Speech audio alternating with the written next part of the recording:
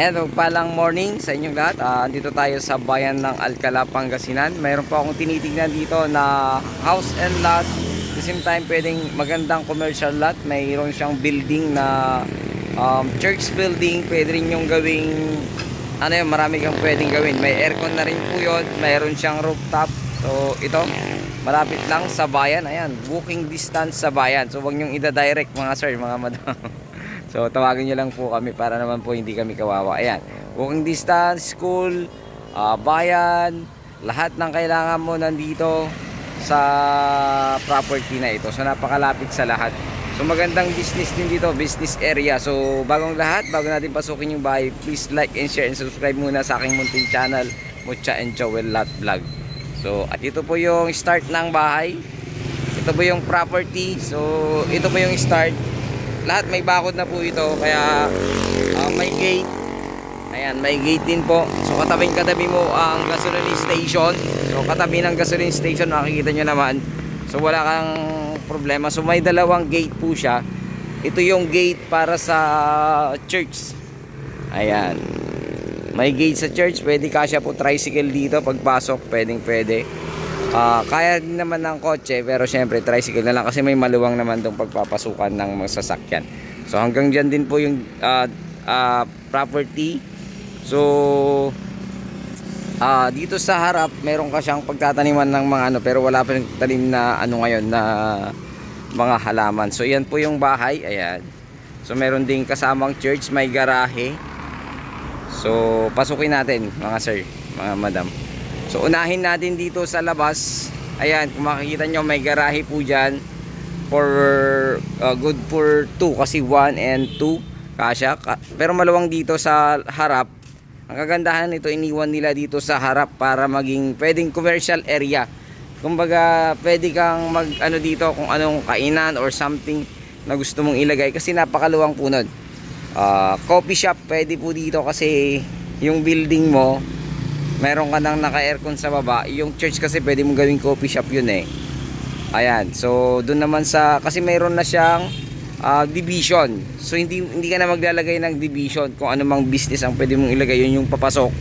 Or pwede ka naman dito pa sa mismong kinatatayuan ko. Ayan no. Kasi mayroon yung CR doon, nandun yung CR. Tapos ito kasi yung luwang tong space na to. Maluwang pa po ito. Malaki pa pong area ito kasi meron namang daan doon. Nasa sayo kung gusto mong gawing business area pa to. So ito yung bahay. Mayroon ka ng bahay, mayroon ka pang pwedeng gawing business. So kung makikita nyo, may terrace sa taas. Ayan, mayroon pong pwede kang pagtambayan sa taas. So lahat po ng gamit dito ay naka-include po sa pagbenta sa bahay. Kaya mga personal belongings lamang yung may iwan dito sa bahay. Unahin ko po muna dito, ma'am. So dito yung sa likod, check lang natin para makita nyo bago natin pasukin yung mismong loob ng bahay. Napakaganda po nito. Ito yung sinasabi kong church. Pwede mong gawing coffee shop na nga to kasi naka-aircon na, naka-close pa, no bro? So napakaganda. So mayroon pang daan dito sa likod. So dito mayroon silang poso, pero hindi na yata ginagamit ito. So may bodega. Ayan, papakita ko lahat para po makita ninyo. So dito sa part na to, dirty kitchen siguro ito. Mamaya natin tingnan yan. Tingnan muna natin sa taas ng church para po makita nyo. So bali dalawa yung dirty kitchen nila. Tapos may to, bodega siguro to, no bro? Pastor's house. Pastor's house. Pastoral house. Ayan. So medyo babagalan natin kasi para makita nila yung ganda ng property. So dito yung rooftop nya. Actually dito nga pwede mong gawing parang yung inasal or Jollibee na mayroong sa taas. Pwedeng sa baba coffee shop mo, dito kainan. So yan, bintana siguro yung mga sinaraduhan lang. Ayan. Function hall, pwede pa to. Pwede mong paupahan. At the same time, sabi ko nga po pwedeng coffee shop sa baba kasi mayroon na siyang glass. Tapos may aircon na. So dito malamig dito sa taas. Ayan, pwede po, napakaganda po ito. So kung gusto mong mag-start ng business, kasi nasa harap na ng gasolinahan pa, possible business din yan. Kasi business din yan, So dito, unahan mo na, mag-coffee shop ka dito kasi yun yung patok ngayon yung coffee shop eh. Sobrang patok ng coffee shop ngayon kaya maganda rito. Wala pa akong nakitang coffee shop dito sa part na dito ng Alcala eh, dito sa malapit sa bayan. Dito, pwede yung pahanginan, lalagyan lang ng bubong. Ito po. Ano pa to no, Pastor? Ano pa ito? Pwede pang sa taas niya. Ano pa? Bubong lang ang kulang, nakaabang lang, no? Pwede pa pala ito sa taas. Maglalagay na lang ng hagdan, no? Tambayan. Kasi pag business, pwede ka pa doon. Pag kulang yung space mo dito sa baba, pwede pa pala doon sa taas. Para bubong po na, Pastor. So, ayan. Tuloy natin. So, ayun, napakaganda ng pwede mong gawin dito sa part na ito ng church at dito sa rooftop niya. May parang may third floor pa pala siya na nakaabang. So, maganda ang dito business, kung anong gusto mong ilagay na business.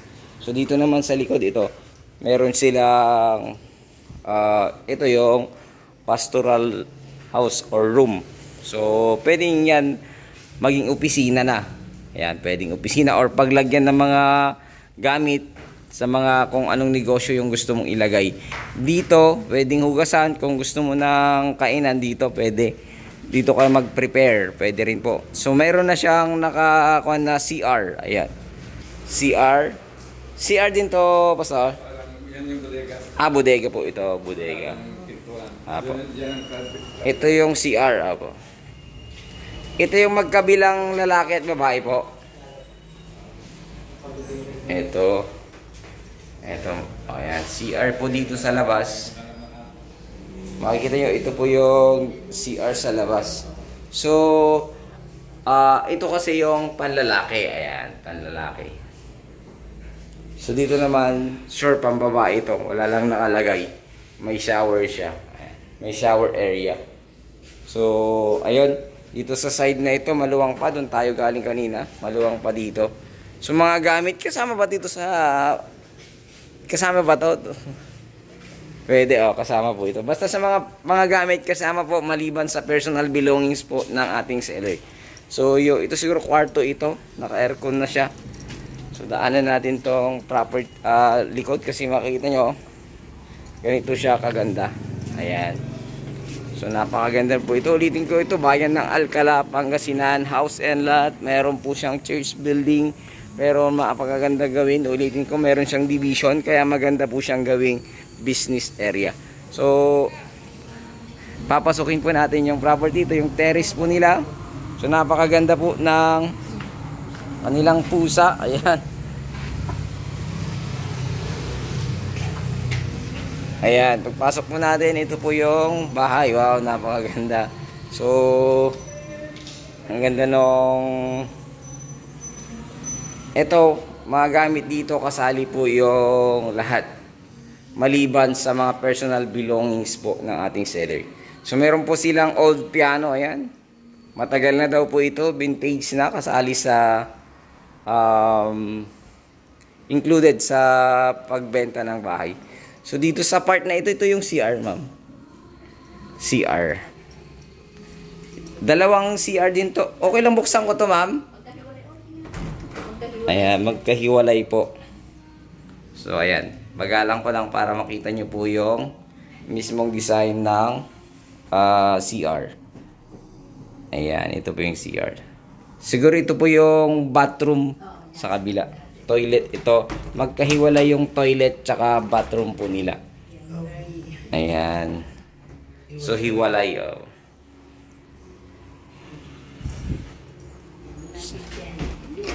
So, ito naman yung sa kitchen. Ganda. Para kang... Ang ganda nitong pintuan niya, mama. Ito yung pinaka-kitchen ng bahay. Maliban sa dirty kitchen sa labas. So, ayan. Tulad ng sabi ko, yung ito, maiiwan na tong mga to. Maliban sa personal belongings lang ang ating mga seller. Ayan, napakaganda po. Para po makita niyo, bagalan lang natin ng konti yung video. Ayan. Para po, pagpunta nyo rito, alam nyo na po yung laman ng bahay. So ayan, voice over tayo, may sounds, baka makapiright tayo sa voice over ko po. Ito po yung dining area na, yung kasama po yung rep, kasama po ito yung dining area, dining table. So kung ayaw nyo po yung dining table, bigyan nyo na lang kay Ichan Chohen. So ayan, dito mga lagayan po nila, ayan, mga tissue, ganyan, kung ano po yung gusto nyo ilagay. So ayan, marami po siyang parang cabinet, ayan. So may mga nakalagay din po na Word of God sa mga pader ng ating area. So ito po yung, balik tayo, punta natin yung kwarto dito sa baba. So ayan. At may salamin na malaki, ayan. So ito po yung kanilang closet. Yan.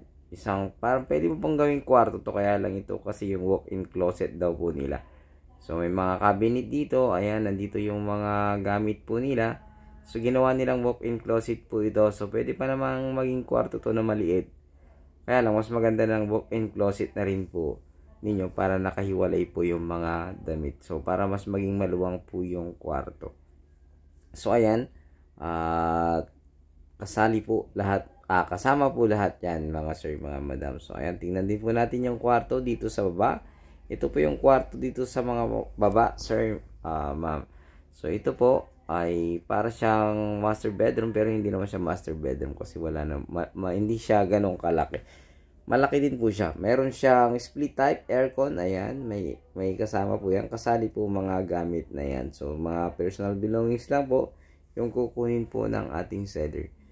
So ito ay titirhan na lamang po. Wala ka na pong gagamitin, kukunin, kundi mga personal lamang na gamit na lamang po mga sir, mga madam. So ito po yung kanyang hagdan. So talagang ano to mama, yung matibay. Ay, oo. Makausap ko lang yung gumawa dito, talagang tubo daw. Oo, nakaano pa siya eh, kumbaga nilagyan ng mga pebbles.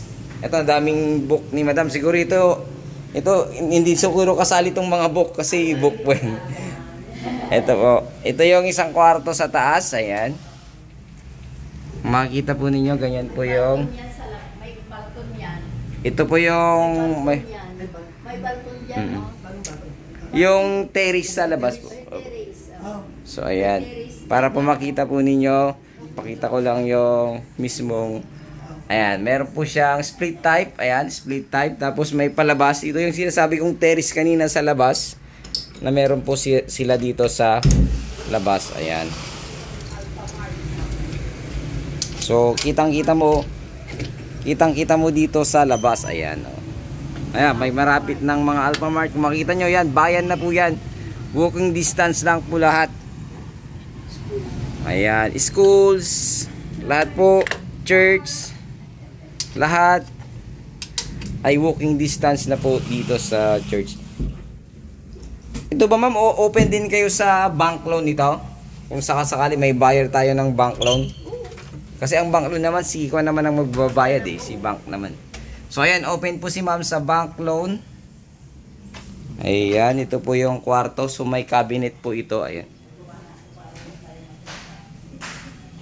Ayan, ito po yung pangatlong kwarto. So ulitin ko, itong house and lot ay may 3 bedroom. Pero ito isang kwarto ay wala po siyang aircon. Yung dalawa lang. Isa dito sa baba at isa taas. So ayun, napakaganda. Doon ako mag-end sa labas para makita nyo po yung makita nyo ulit yung view ng bahay. So napakaganda po ng property na ito. Ayan, kasali po lahat ng gamit. Doon po ako mag-end sa labas, ma'am. Ayan, so ito yung, ulitin ko, ito yung part na pwede kang mag-business na agad. Ayan, kasi meron siyang division, kumbaga may privacy. Kung yan yung business, ayan, pwede kang mag-coffee shop or something na kainan, pwede po dito. Sa harap pa, ayan, napakaluwang pa po ng harap. Ayan, makikita po ninyo. Marami kang pwedeng gawin dito sa bahay na ito, sa property na ito. So ulitin ko, ito ay bayan ng Alcala, Pangasinan. May sukat 611 square meter. Title po ito. At the same time, pangalan po ng mismong seller po natin na mag-asawa. So wag nyong ida-direct kasi nandito lang sila. Tawagan nyo po kami kung gusto nyong makita yung property na ito at samahan po namin kayo. Ulitin ko, ito ay Alcala, Pangasinan, 611 square meter house and lot, 3 bedrooms, 2 toilet and bath, isa sa loob yung isa, tapos sa labas yung isa. So magagamit po yon kung mayroon kang business. Pwedeng mag-CR doon yung mga customers or mga gusto mong gawin. Napakaluwang pa po ng property na ito. So ayun, ang presyo nga lang nito ay 17 million, negotiable. Sagot mo nila ang capital gain tax sa 17 million. So negotiable po yon. At pakitawagan nyo lang po ako sa aking numero kung ito po ay inyong magustuhan. Tawagan nyo lang po ako. Napakalapit po nito ng bayan, walking distance. So mga ilang metro lang. So yung iba 30 meters, nandun ka na sa mismong bayan. Palengke siguro ito, mga sabi mo na 60 meters, ganon. So napakalapit. So wala ka nang hindi dito sa property na ito kung ganito yung gusto mong area. So ayun, muli, ito ang yung lingkod. Sana magustuhan nyo po ito. Pakitawagan nyo po ako agad sa aking numero nakalagay sa aking screen, sa aking Facebook account nakalagay din po sa aking screen. Maraming salamat po. Ito pong yung lingkod, Agent Joel. God bless you all.